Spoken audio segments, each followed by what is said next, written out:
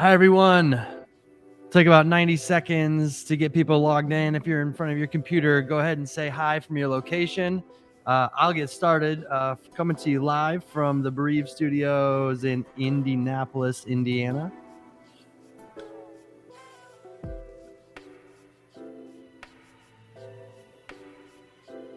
Katie, where are you today? I'm in Fort Collins, Colorado.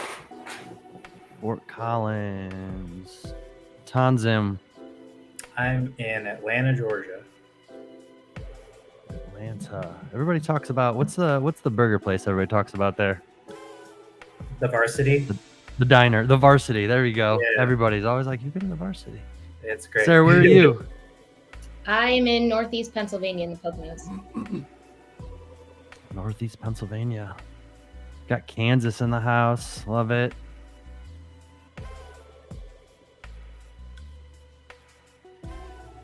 So we're already covering quite a bit of the United States, which is pretty solid in terms of corners, which is great.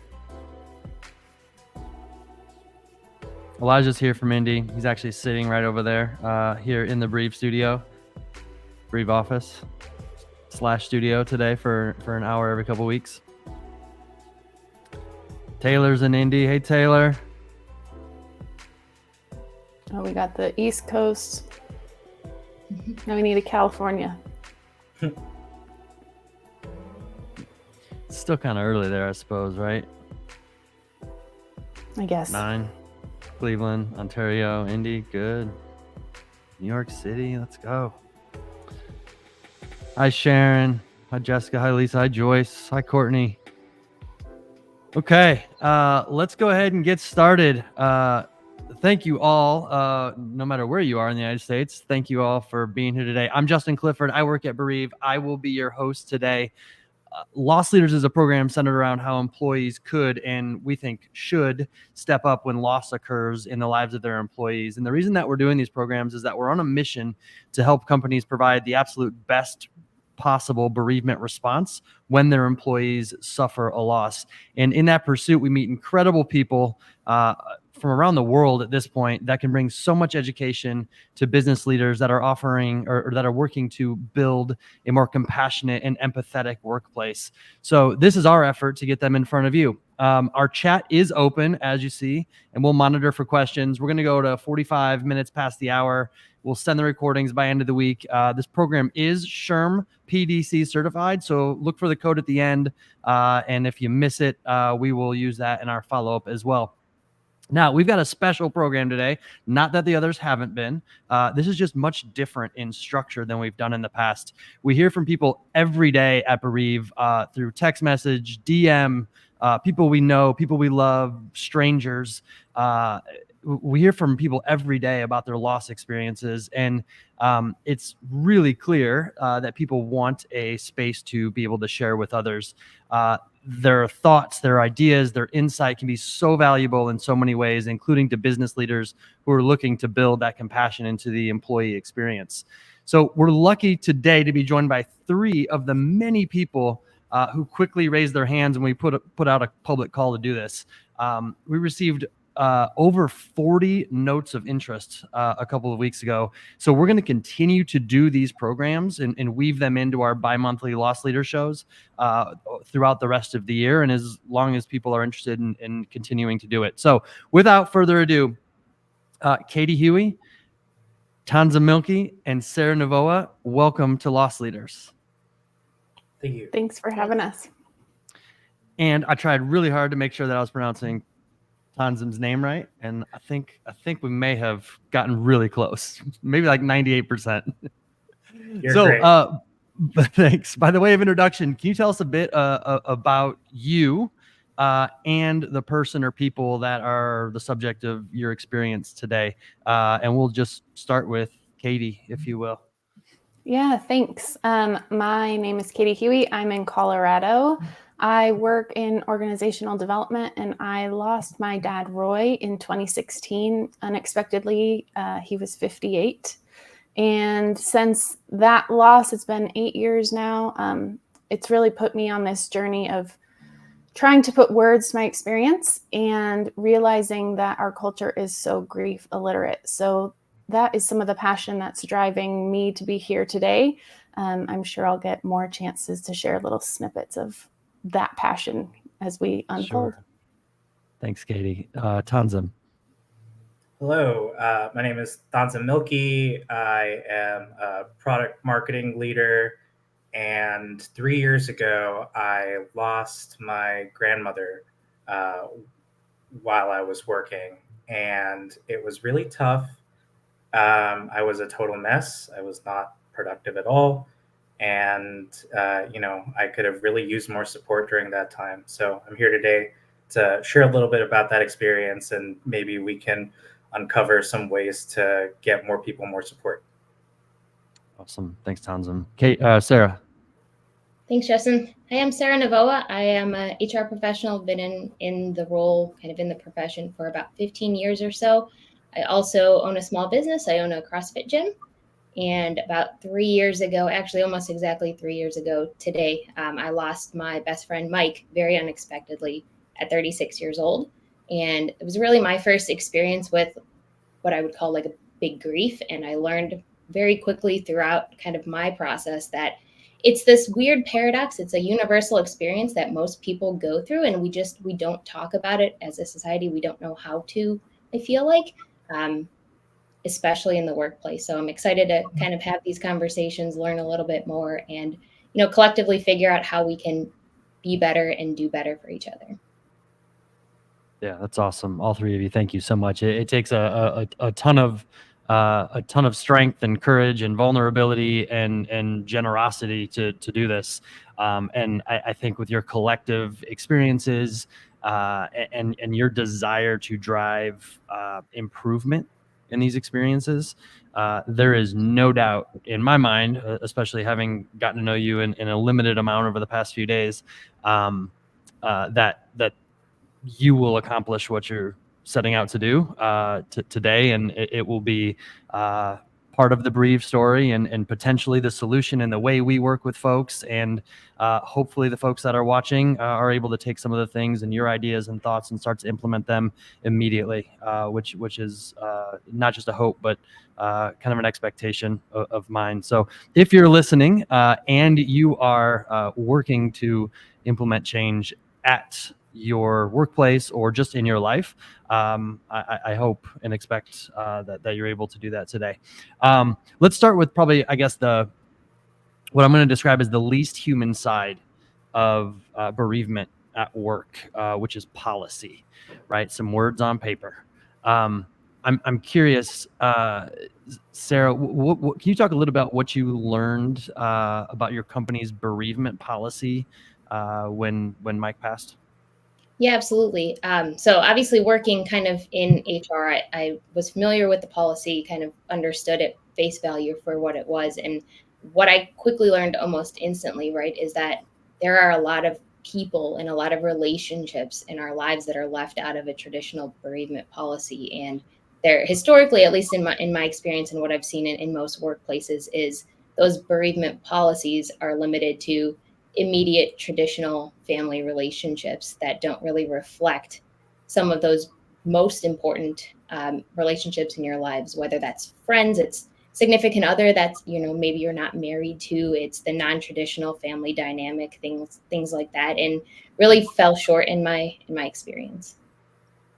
Yeah, that's such a good call. The inclusiveness or inclusivity of policy.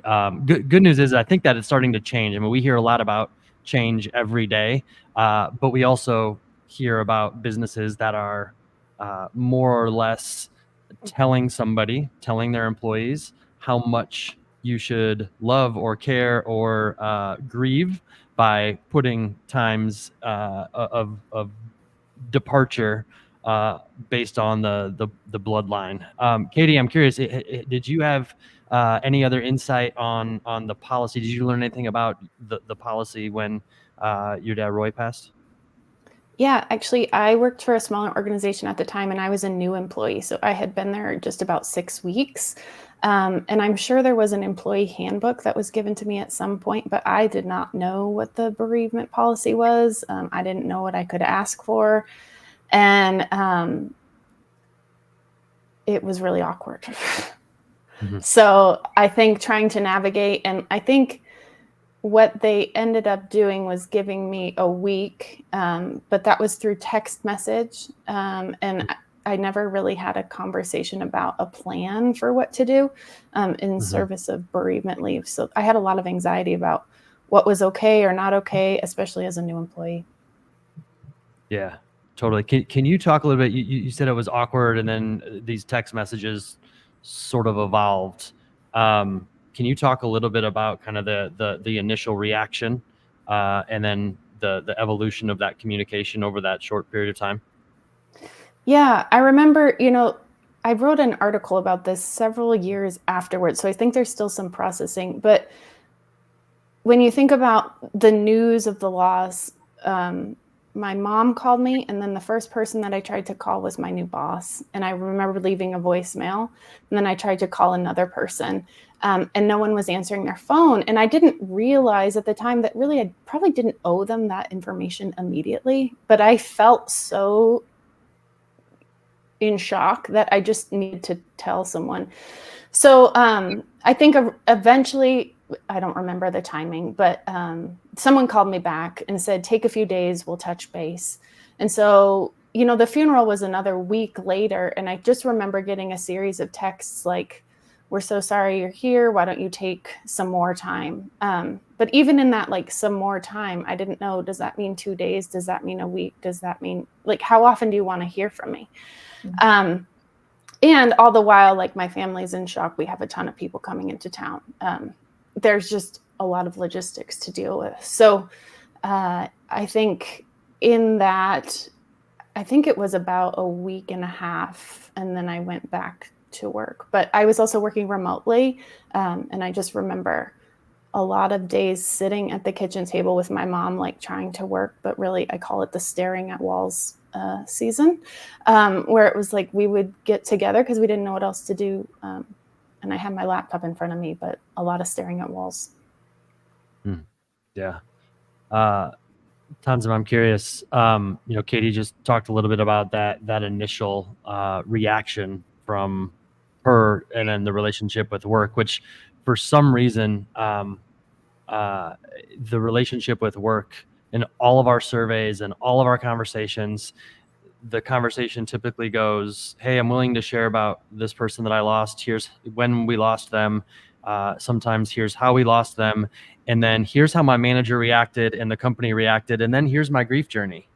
Right. And every single time it's this interesting little intersection of how important work and the work reaction and the manager reaction is in this moment.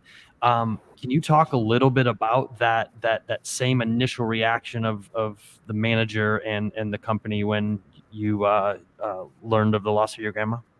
Yeah. So similar to Katie, I was staring at walls, when I did learn about it. And I did tell my manager. It happened over a weekend. I remember Monday first thing. I was like dreading the conversation, but I did it over a video call. I felt like I owed her an explanation. There was also, it wasn't sudden. There was a lead up to it. My grandmother had been sick and in the hospital for a while. So I was distracted, let's say, for quite a while. I wasn't my most productive self. And, even leading up to it, she knew, she was aware of the situation. So when I delivered the news on Monday, the manager basically said, take some time off. And similar to Katie, there wasn't any details attached. It wasn't like take a week off or take 2 weeks off or, this is what I need from you or anything. It was just take some time off, open ended. And, in dealing with all the logistics, like you mentioned, Katie, it's hard to also manage work logistics because you have so much emotional labor that you have to do, for your family as well. And you're dealing with things like closing bank accounts and needing to provide death certificates, which is a wild concept to me. But it is a matter of trying to juggle all those things and needing to prioritize work, uh, and hoping that you do have a kind and understanding manager. Because in my case, I was working in Georgia, and Georgia does not have a policy. The company, where I moved from used to be based in New York, and they had the New York Family Medical Leave Act, which actually has some definitions, but in Georgia they don't. So I was out of luck.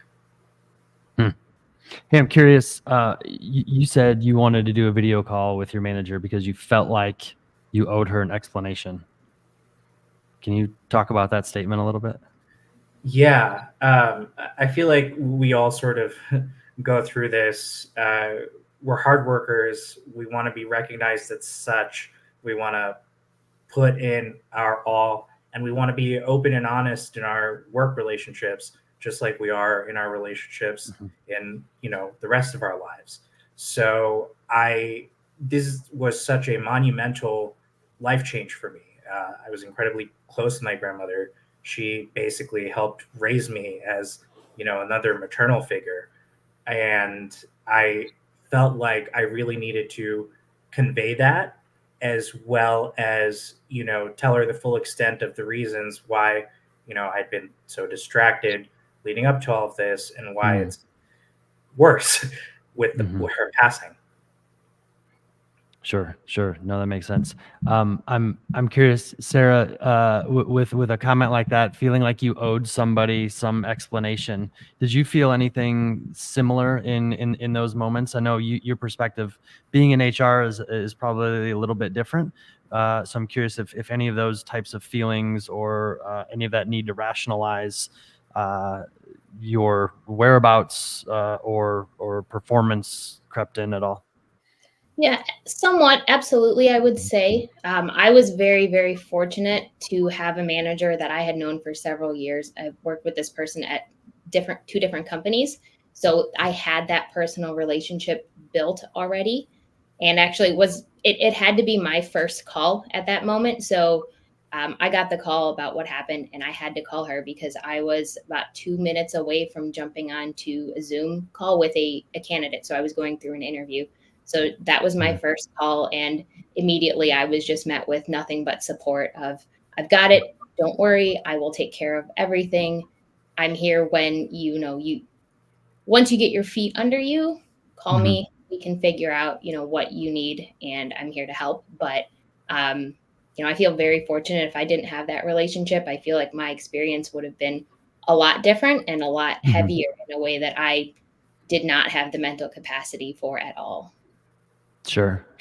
I'm curious because I think both Katie and Tanzim alluded to the concept of taking time, right? And people probably with the best intentions trying to provide some space, but also the ambiguity of those statements does oftentimes, we hear, create anxiety or misunderstanding of what they need to do, what the expectation is.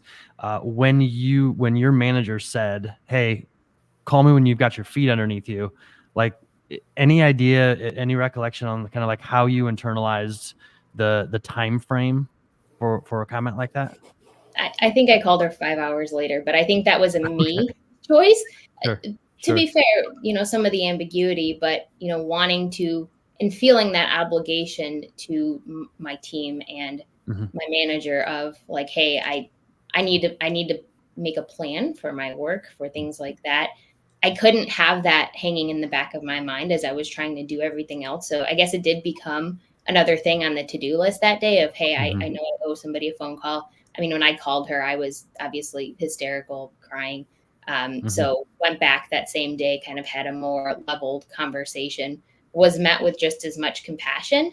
But to your point, it was still very, open-ended of, okay, I guess I will be in touch, when I'm ready to figure out what's next, which for me was was like the next day, because I didn't know how to cope, and I didn't know what else to do. So I dove back into work, especially in the absence of, a formal policy that would cover a loss like mine, which we could have a whole nother conversation about how terribly that went.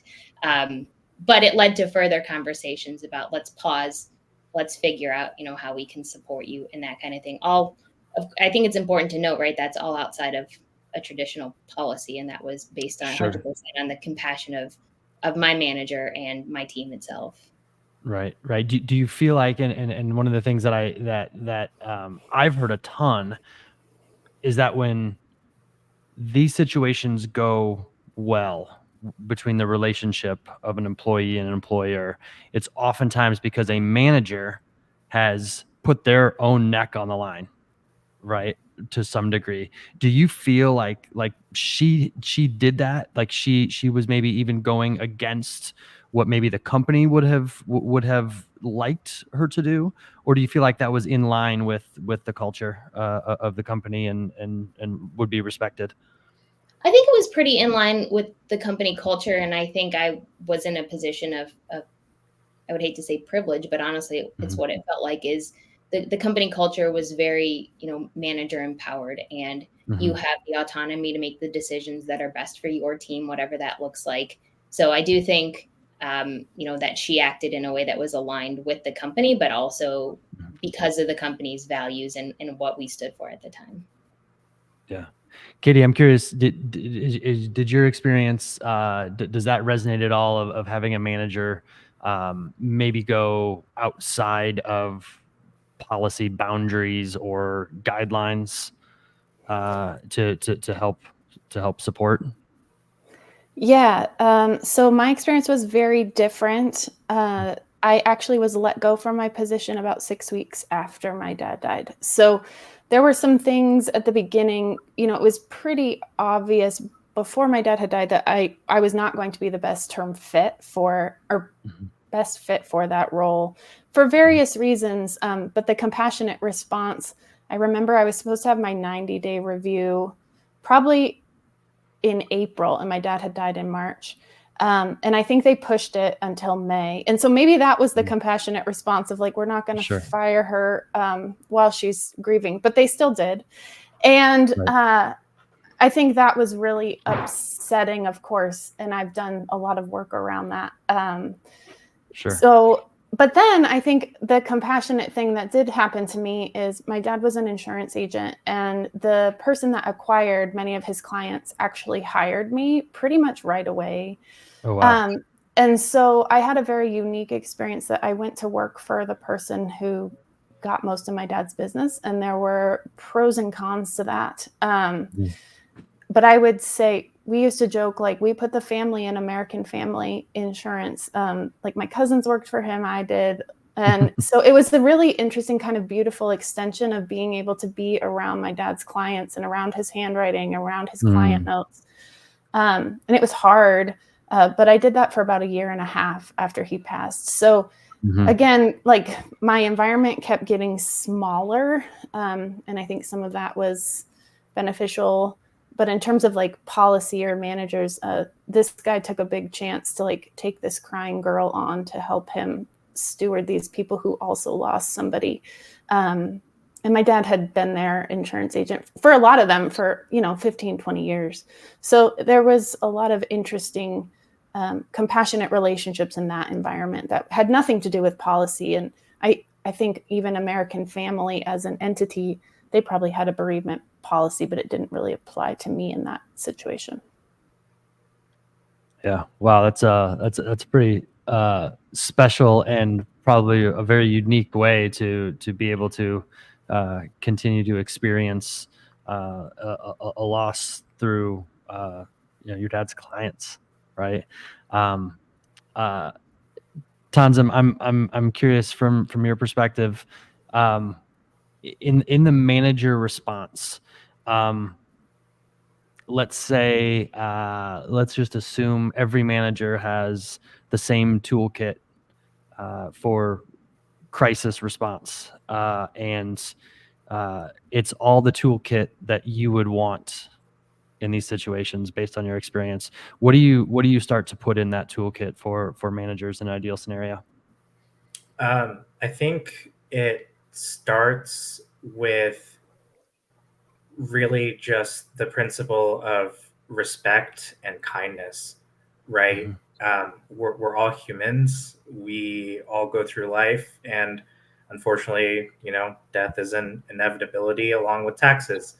So we have to be prepared for it, and you know, we spend a good chunk of our lives working. Chances are it will happen while we are working. So I think Mhm. just starting with that basis of respect and kindness is really important. I think from there on, it's really about having sort of a tactile plan for how to, make sure that your responsibilities get taken care of, as well as really, managing the rest of the process with sympathy and empathy. And that comes from having, you know, uh, a collaborative approach. I think, a policy is a great start. I think, manager autonomy and discretion has been proven in, many of our cases to be helpful rather than hurtful.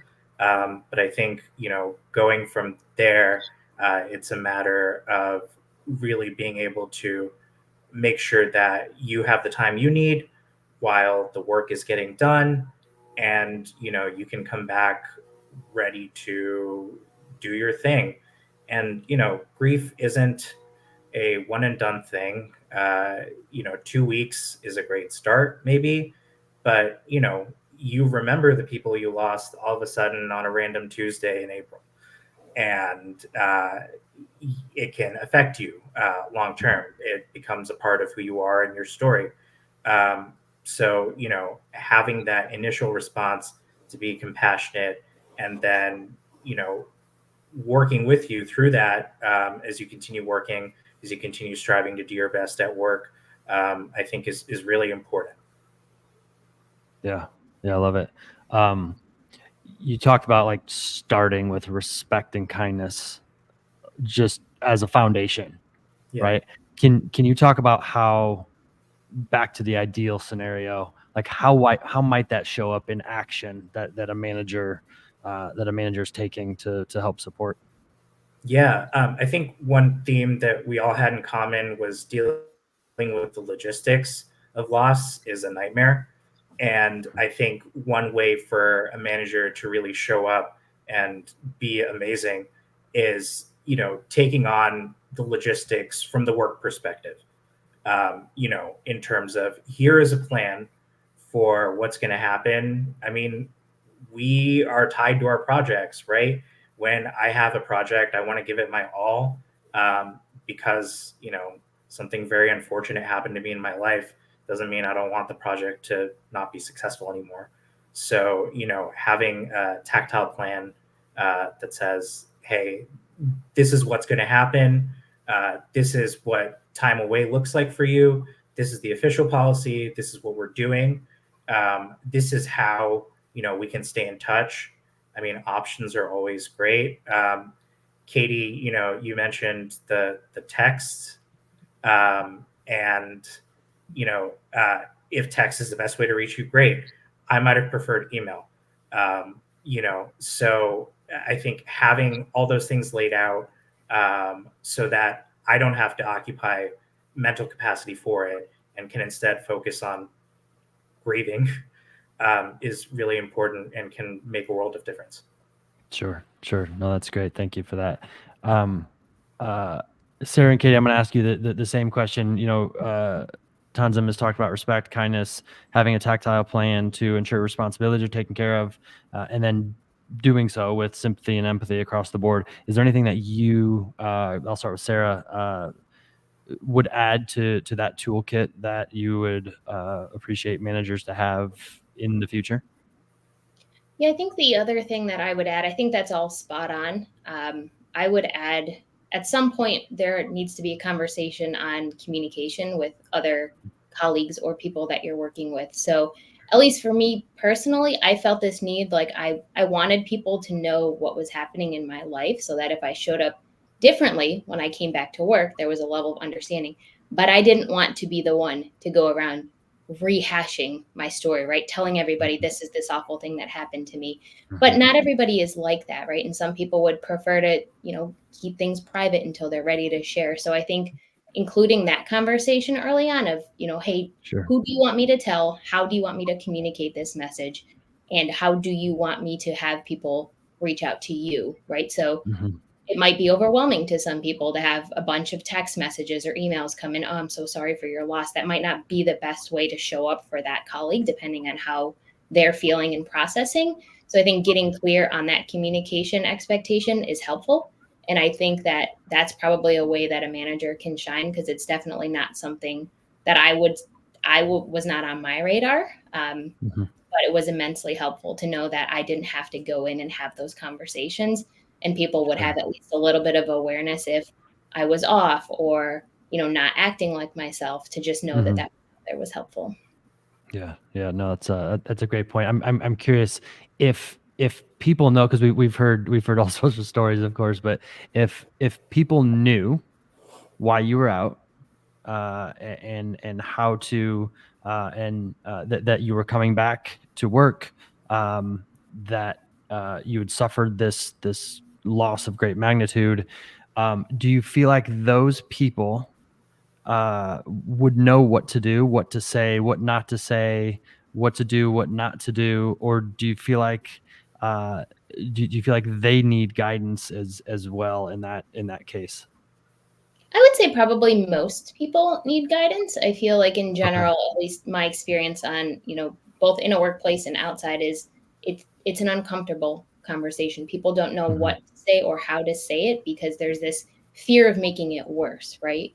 Hmm. So I think the more we can educate people on just how to have that difficult conversation, how to show Hmm. support without feeling uncomfortable is is a game changer.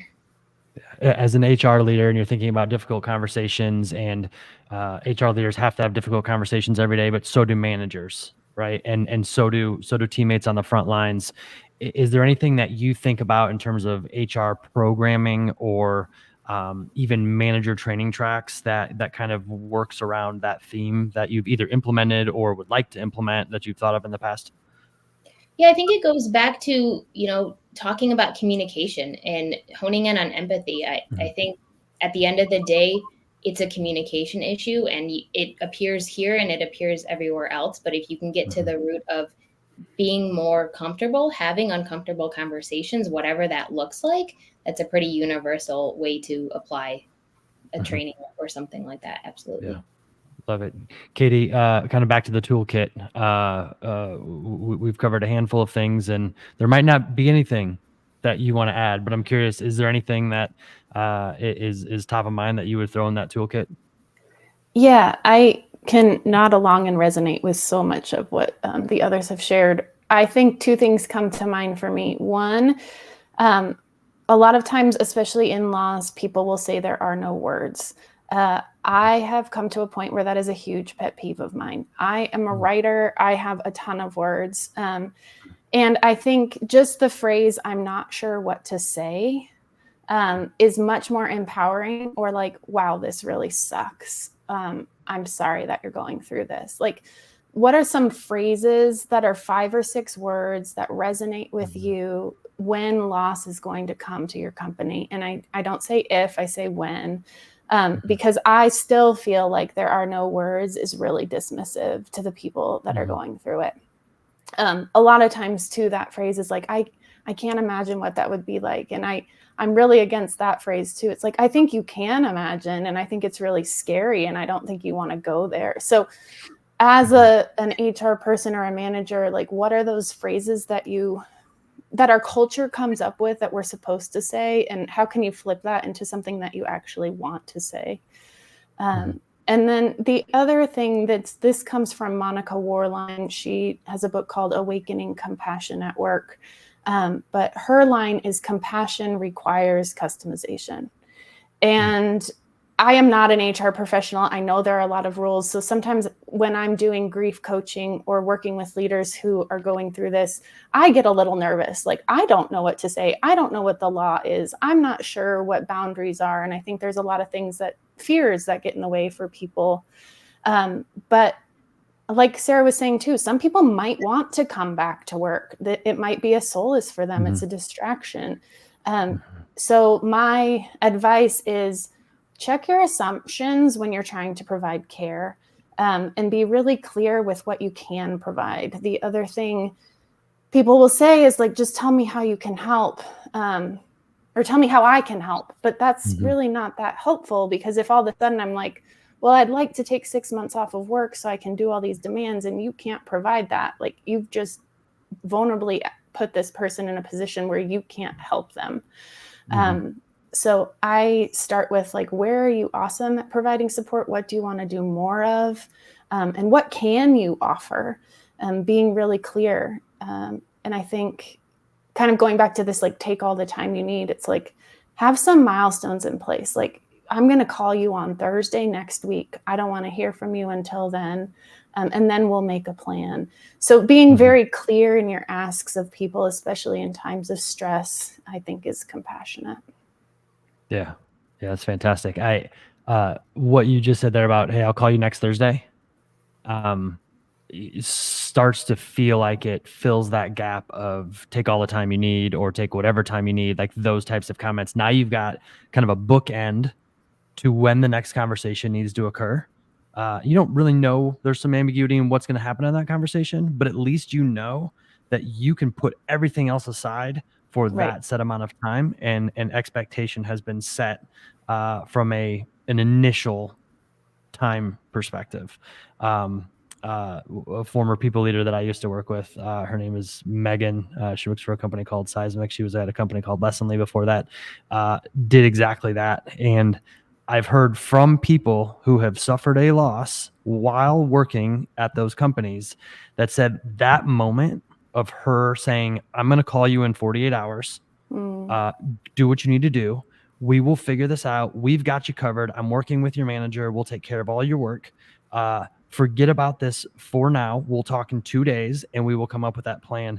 And that alone was so incredibly helpful to them, and them feeling like they had space to be able to move to move into family and friends and just not have to worry about expectations at work. So I'm really glad you brought that up.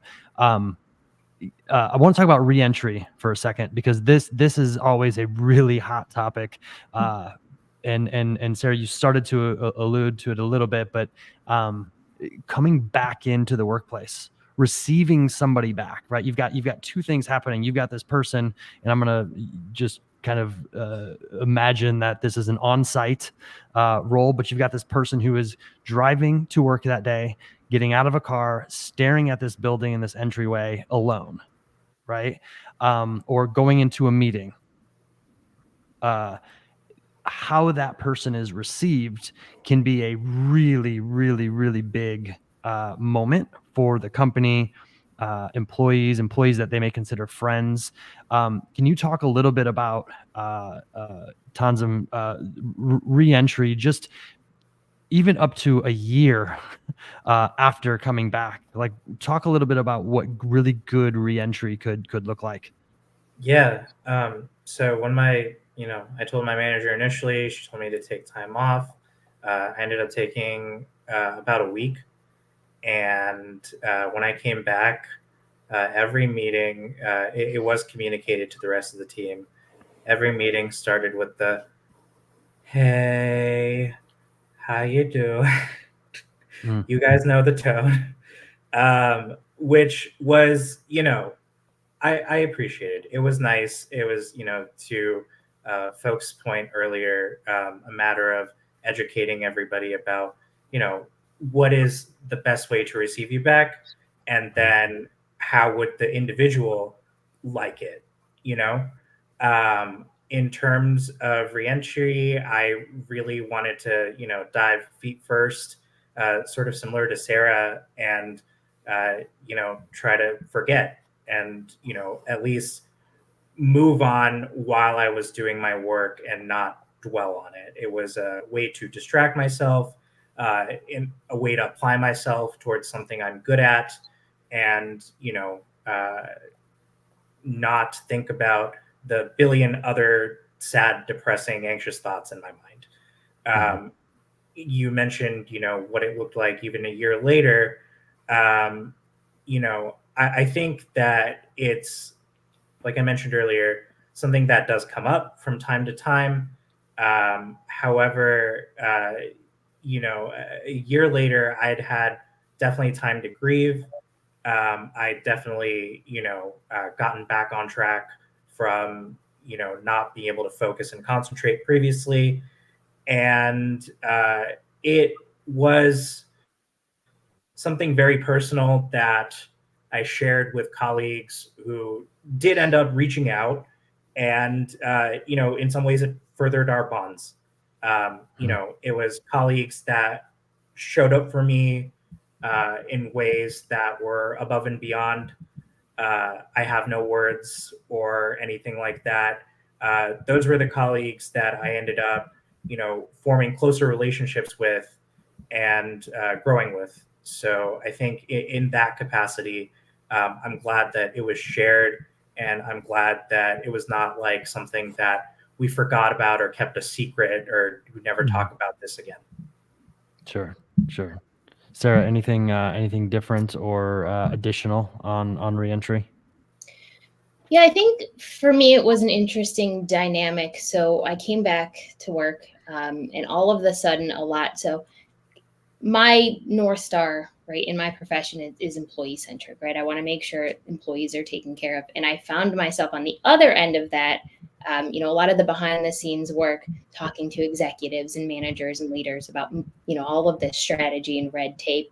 I lost my patience for it. I found myself I had a very short fuse. It all felt so insignificant coming back from grief. And I had a perspective shift of what we're doing is important, right? We should do a good job. I want to work hard every day, but I'm not in a profession of life or death, right? I'm not a surgeon. I'm not a first responder. I'm not out here saving lives. Like, we're working in a corporate environment. And for a long time, I had a really hard time with finding purpose in work again, thinking, what's the end game here? Why does this all matter? But I think long term, that perspective shift really kind of helped me not take everything as serious, because we're all on borrowed time at the end of the day, right? And I think once you see that firsthand, you live a little bit more intentionally. But I know for a while there, I was not up to par in performance. And again, luckily, I had a manager who was sympathetic, understanding, showed up multiple times saying, what can I take off of your plate? What's not filling your cup right now? What can we shift around so I could really focus on the things that I knew I was good at, that I knew I was okay to do, and kind of defer a little bit more of those things that I was struggling with, particularly with, difficult colleagues and environments to be in. So I think having that ability to be a little bit flexible, again, was a blessing, and not everybody has that, but it really made the difference for me in being able to at least come back in the capacity that for me was 100%, but wasn't the 100% that I was used to. Sure. Thank you for that. I think, and we didn't rehearse this, but I think it'd be really important to, each of you had a reason for being here today and for doing this, right? To help people understand your experiences and how that might relate to teams that they work with, people that they work with, people that they live with or are social with. Going to give you the option, I suppose, to impart any additional experience or wisdom or insights or thoughts or love or whatever it is before we part ways with our audience and each other here. Katie, is there anything additional that you'd like to make sure that you communicate? Yeah, that's a high bar question in a quick phrase. I think as I'm listening to these experiences, a lot of the pushback that happens in organizations is like, we're not here to do that kind of thing. And even Sarah's comment about like, okay, people's lives are not at stake. in the outcomes that the business is trying to do, I still think like, well, your life was at stake. Like your experience as an employee was at stake, and your life drastically changed. And so that that perspective makes me emotional. And I think, I'm not sure about that starfish story, but there's the little boy walking down the beach and all the starfish are up on the sand, and he's with his grandfather, and he's like, there's no way you can save all these starfish, they're all going to die. And the little boy picks up one and he throws it in the water. He says, not this one. And so, when I'm motivated to share my story, I think a lot of times it's therapeutic for me. I'm 8 years out, and having spaces to do this makes me feel like my experience matters, that my dad's loss matters. I think David Kessler talks about the last stage of grief is making meaning. So sometimes selfishly, like, you are helping me make meaning out of this really significant part of my life that changed. And I just want leaders and organizations to not underestimate the influence that they have in people's lives. It's important to look at what you're trying to achieve as an organization. But if you really are purpose-driven and employee-centric, like, the choices and how you show up in these moments really does matter. Yeah, thank you for that. Tanzim? Yeah, thank you so much for sharing that, Katie. I was motivated to share my story today because I think it's so important to have these conversations and make bereavement policy a part of, the HR conversation writ large. I think we've all had the experience of joining a new company and getting the HR orientation, and they go into a lot of details about your retirement fund, your health policy, and sometimes they might even offer life insurance, but they don't talk about bereavement. They don't talk about loss. They're hard topics, but they're topics that need to be talked about. The other point was, I lost my grandmother, and the rules around this, if there are any rules, are very specific and are not necessarily the most well, defined or thought out or modern. I would be devastated if I lost a best friend, in some cases more than some family members. So Sarah, I really feel for you. And I think it's terrible that, we define families so strictly based on relationships, when found families and communities and loss therein can be really impactful as well. Yeah, thank you, Tanzim, for sharing that. Sarah? Yeah, thank you both for sharing. I think, as I'm reflecting kind of on this conversation and my journey overall, I think my parting words of wisdom are twofold. One, I think I live by the philosophy of how you do one thing is how you do most things. So I think as we start to kind of look at our careers and we embark on a next chapter of our career, whether that's, looking to move somewhere new, changing positions, organizations, I think it's really important to take some time for yourself and get aligned on your values, what's important to you. So as you're approaching companies and as you're interviewing and looking for new opportunities, you're looking more for a values alignment. And in things like policy and bereavement policy in particular, you can find and you can kind of assess through that process, if you're asking the right questions, whether or not an organization leads from the heart, leads with empathy, and leads with compassion. So I would encourage you to, keep those conversations open and make sure that where you find yourselves when you have the opportunity, if you have the opportunity to, move or change, that you're really finding something that aligns with who you are as a person and what you value as well. Love it. Also want to mention, Brittany Milet, you had a question. I will send you a note. I know Keegan gave you what we see normally. I'll also send you a note on some of the more progressive things that we are observing on this topic as soon as we're done here. But Katie, Tanzim, Sarah, thank you so much. Your strength and generosity has made a difference today, no doubt. Made a difference with me. And I'm sure plenty of others that are out there listening. So thank you. For those of you that are listening, if you're interested in making a change at your company, we have a bereavement policy request template that is newly available.